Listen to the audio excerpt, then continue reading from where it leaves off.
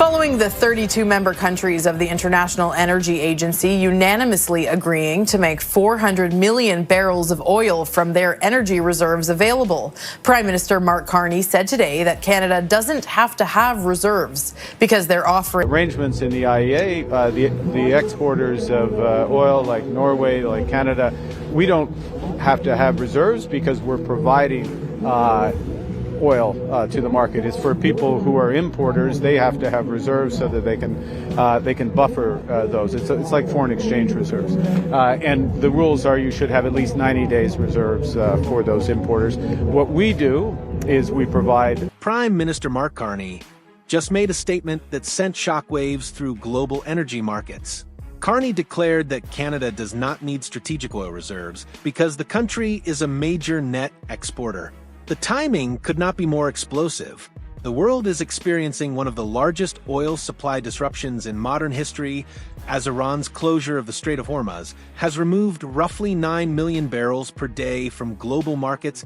At the same time, the International Energy Agency announced the largest emergency oil stockpile release in its 50-year history, 400 million barrels. And Canada, sitting on the world's third-largest proven oil reserves, is announcing it does not need emergency stocks while simultaneously committing to increase production by 23.6 million barrels. The apparent contradiction has investors, energy analysts, and competing nations scrambling to understand Canada's true oil strategy. When one of the world's top oil producers sends mixed signals during the worst energy crisis since the Gulf War, markets react violently. Here is what Carney actually said. Strategic reserve rules apply to importing nations. Canada, he explained, supplies oil to the global market and will continue to do so as a safe, low-risk, low-cost, and increasingly low-carbon exporter. He made the remarks during a joint media conference alongside Norwegian Prime Minister Jonas Gahr Store. Context matters. 32 member countries of the IEA agreed to a coordinated release of oil stocks as the war involving Iran destabilized global supply chains. While most countries are drawing down emergency reserves, Canada and Norway, both net exporters, are not required to hold strategic oil reserves under IEA rules. Instead, Canada committed to boosting production to deliver its 23.6 million barrel share to help stabilize international energy markets. Carney emphasized Canada's position as a reliable energy partner during unprecedented global turmoil, stressing that both Canada and Norway are low-risk producers of oil and natural gas.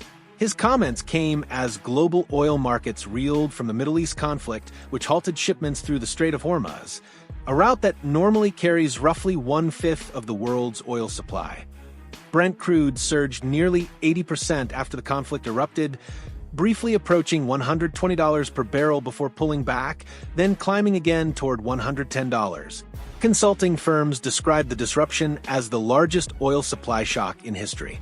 This is where confusion deepened. Earlier this year, at the World Economic Forum in Davos, Carney declared Canada an energy superpower with vast reserves of oil, gas, and critical minerals. He pledged to stand firm against U.S. trade pressure and expand Canada's role in global energy security. Carney framed the push as a matter of economic sovereignty, advancing what he described as an aggressive, elbows-up strategy that includes expanding resource extraction. In late November, Mark Carney signed a controversial agreement with Alberta to build a new oil pipeline to Canada's west coast, a move that triggered the resignation of his culture minister amid warnings of major environmental damage and unanimous opposition from the Assembly of First Nations. Yet in Oslo, Carney simultaneously promoted Canada as a producer of increasingly low-carbon oil while meeting with Norwegian energy executives to advance the proposed $14 billion Bay du Nord offshore project near Newfoundland, a development that will not produce first oil until 2031. The mixed messaging between policy and practice has drawn sharp scrutiny. Environmental groups argue projects like Bay du Nord contradict Canada's pledge to end subsidies for oil and gas production. Carney, however, called the project highly attractive and emphasized its low-carbon profile in both production and transportation. When questioned about Canada reporting 84,000 job losses in February, Carney countered that the country added 84,000 net jobs over the past year. He pointed to major public investments, including new military bases and the upcoming Mackenzie Valley Highway construction announced in Yellowknife, as evidence of broader economic momentum.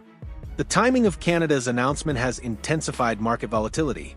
The IEA's unprecedented 400 million barrel emergency release has so far failed to stabilize prices. The United States plans to release 172 million barrels from its strategic petroleum reserve over 120 days, about 1.4 million barrels per day, covering only a fraction of the supply lost from the closure of the Strait of Hormuz.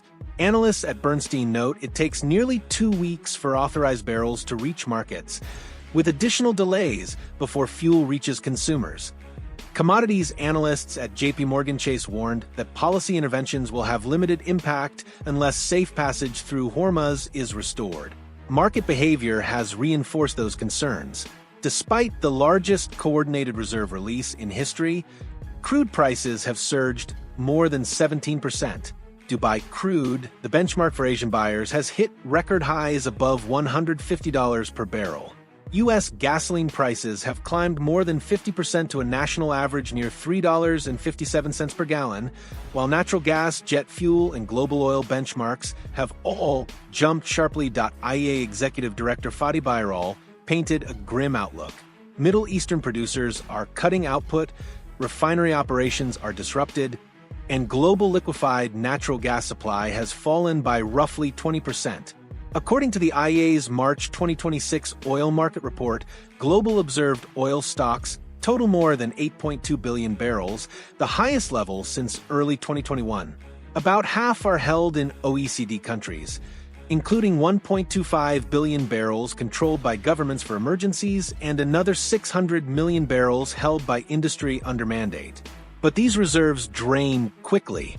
Even a 400 million barrel release would cover only about 4 days of global consumption at current demand levels of roughly 105 million barrels per day, underscoring how fragile the global energy system has become. That supply gap equals only about 20 days of normal oil flows. This is what underpins the nearly $400 billion market impact now unfolding. When Canada announces it does not need strategic oil reserves while simultaneously committing to higher production, it sends a powerful signal of confidence that global markets can be stabilized through production rather than stockpiles.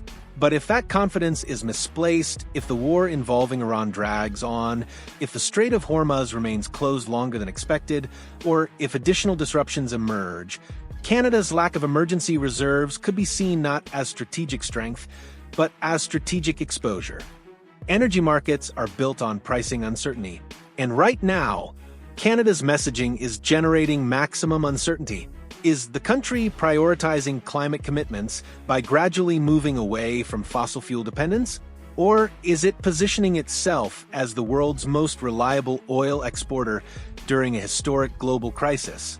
The answer appears to be both at the same time, exactly the kind of policy contradiction that fuels extreme market volatility. Analysts at Rystad Energy forecast that a 2-month conflict could push Brent crude to $110 per barrel by April. A 4-month war could drive prices to $135 per barrel by June. Meanwhile, IEA member states face the risk of rapidly depleting their reserves. The 400 million barrel release represents roughly 1/3 of total emergency stockpiles. The 172 million barrels the United States plans to release accounts for more than 40% of its strategic petroleum reserve. Once those reserves are exhausted and the Strait of Hormuz remains closed, global markets will depend almost entirely on production capacity from countries like Canada and Norway. That is when Mark Carney's assertion that Canada does not need oil reserves will face its ultimate test. The world is watching Canada attempt to balance an almost impossible equation, being an energy superpower committed to climate action while global oil demand is at historic highs. And in energy markets, confusion equals volatility. Volatility equals violent price swings.